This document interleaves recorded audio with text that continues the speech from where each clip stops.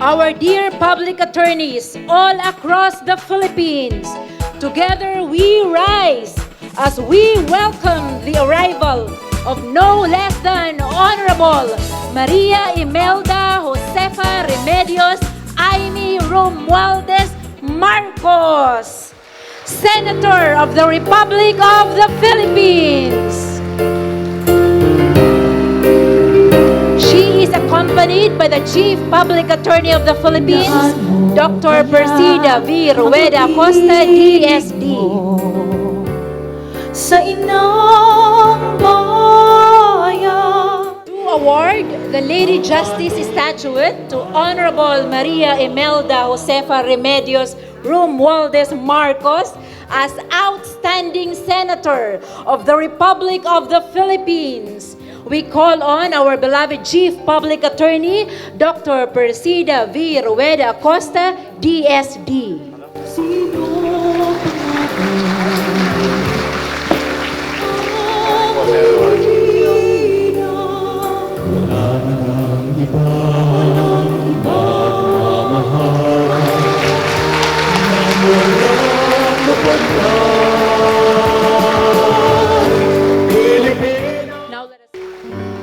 Maraming salamat po para sa ating minamahal na Persida Acosta, ang ating PAW, at sa inyong lahat. Thank you very much. It's a real honor and privilege to be here. It's a welcome respite indeed and a privilege to join you this morning at the 7th MCLE Accredited National Convention of the Public Attorneys.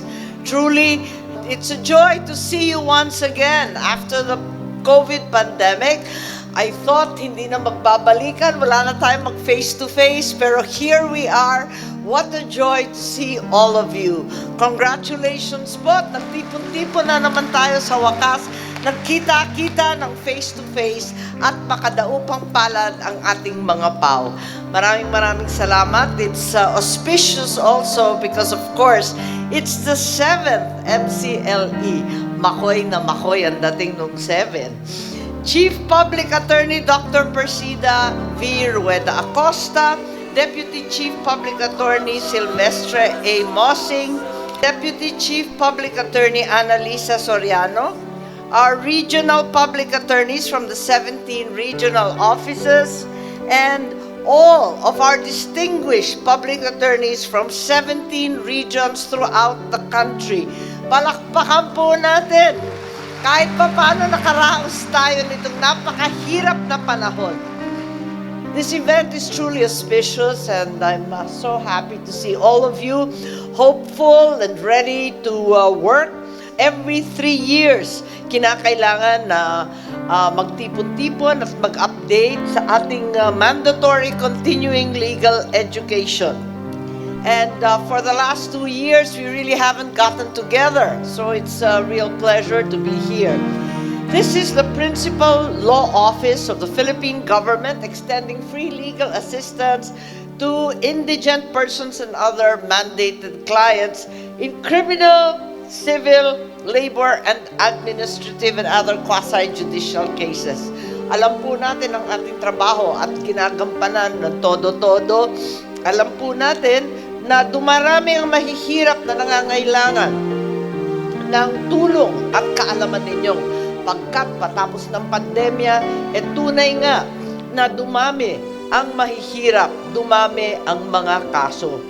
Dahil dito, alam natin na yung PAW pinaglaban natin noong 2007 hanggang ngayon, 15 anyos na nakalipas, na manatiling independent and autonomous office at hindi sakupin ng Department of Justice o anumang pang mga ahensya ng ating pamahalaan para masigurado ang inyong pagtatrabaho at pagsisilbi sa ating mamayang mahihirap.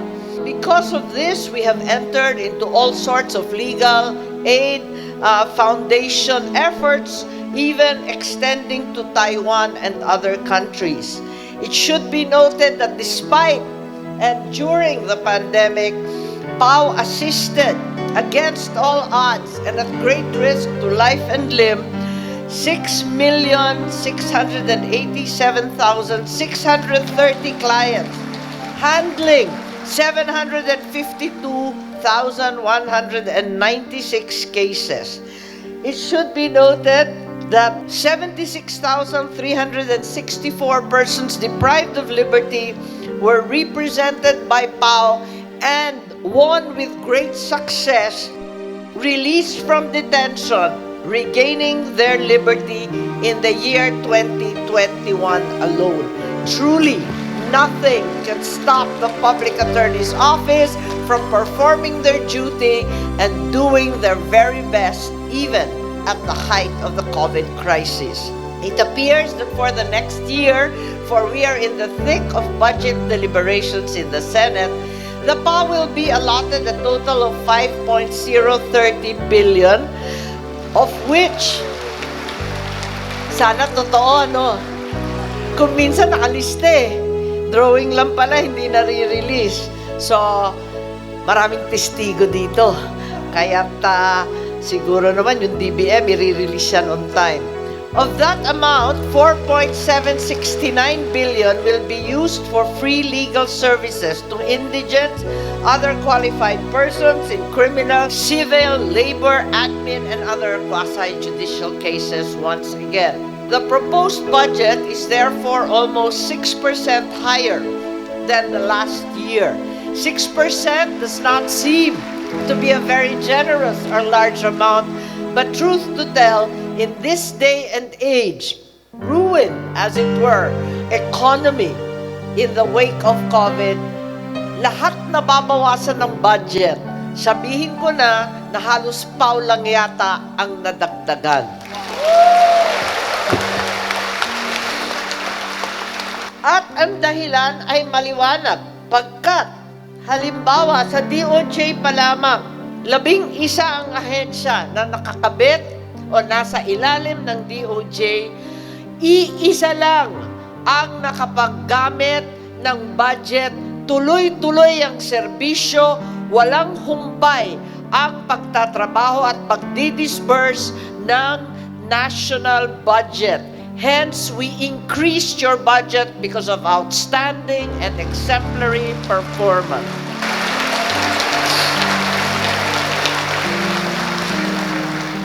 Yes, palakpak kayo ng palakpak, pero ang totoo, alam ko na bunga ito ng pagod, hirap, pawis at dugo. Pagkat sa 2,398 lawyers, ang average caseload ay nasa 328 cases each. Marami dyan, talagang marami pa, lampas-lampas pa ng numerong yan. At ang isang PAO lawyer, kino-cover ang 2 minimum na organized court o sala. Napakabigat ng trabaho ninyo, pero nagampanan ninyo. Congratulations po sa bawat isa. Ang malungkot ay naging peligroso at mapanganib ang pagpapractice ng batas at ang pagiging PAO. Mula 2021, alam natin na at least may minimum ng 61 lawyers, judges, prosecutors, and including PAOs who have been killed since 2016. 43% were work-related. Nakakagitla ang mga breakdown na binibigay.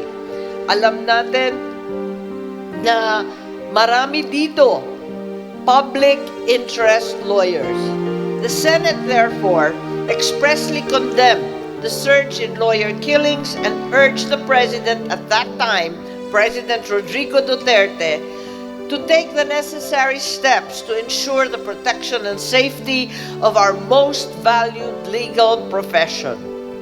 Further, earlier this year in April 2022, an act was passed creating the Office of Judiciary Marshals, defining powers and functions such that we could guarantee the safety and security of the members of the judiciary, judicial personnel, and even the court assets, including their families. Sana maisatupad itong batas at maimplementa para hindi naman laging napapanganib ang ating mga abogado.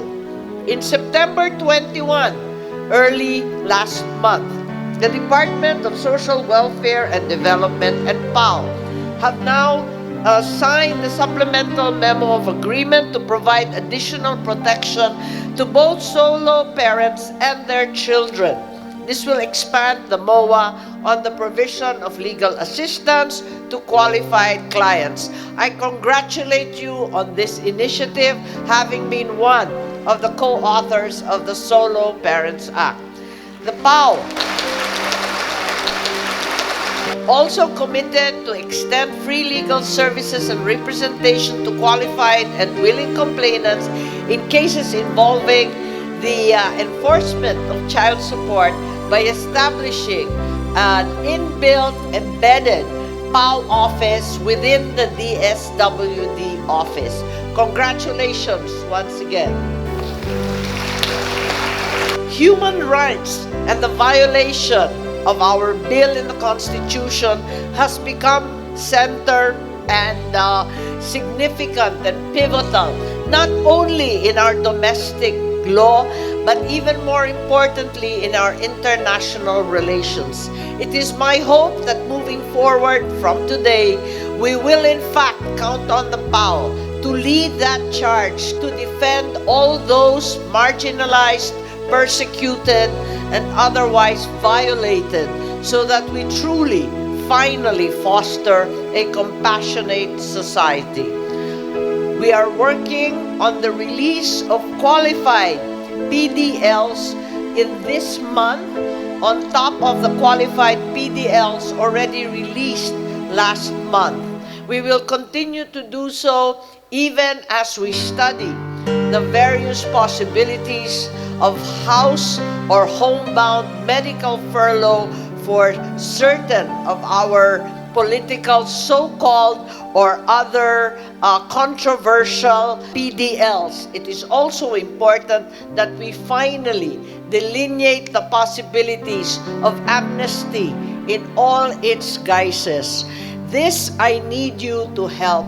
For this, I need to consult all of you. Sana makipagtulungan tayo upang mabigyan ang mas pantay-pantay at tunay na pagkakaisa ang ating bansa.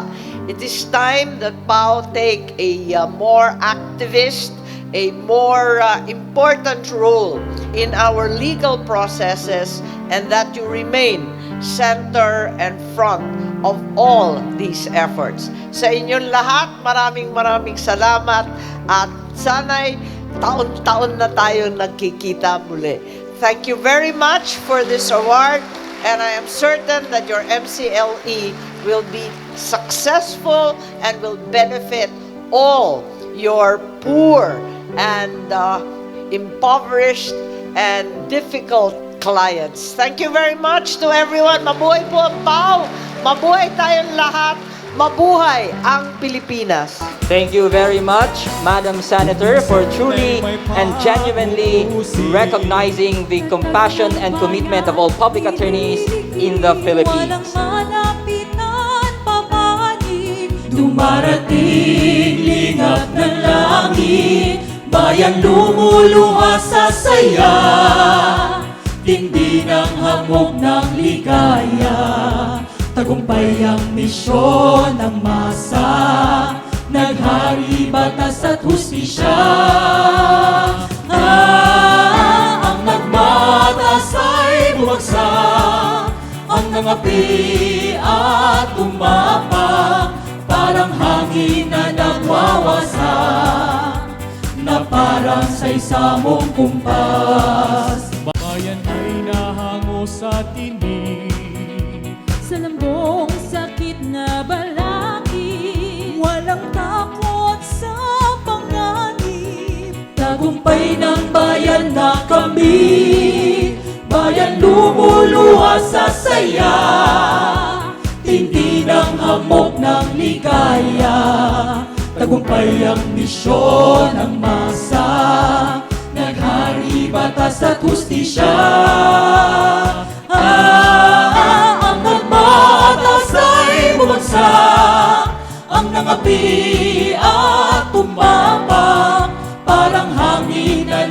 nawawasak na parang sa isa mong kumpas. Bayan lumuluha sa saya, tindi ng hamog ng ligaya. Tagumpay ang misyon ng masa, naghari batas at hustisya. Bayan lumuluha sa saya, tindi ng hamog ng ligaya. Tagumpay ang misyon ng masa, naghari batas at hustisya. Naghari batas at hustisya.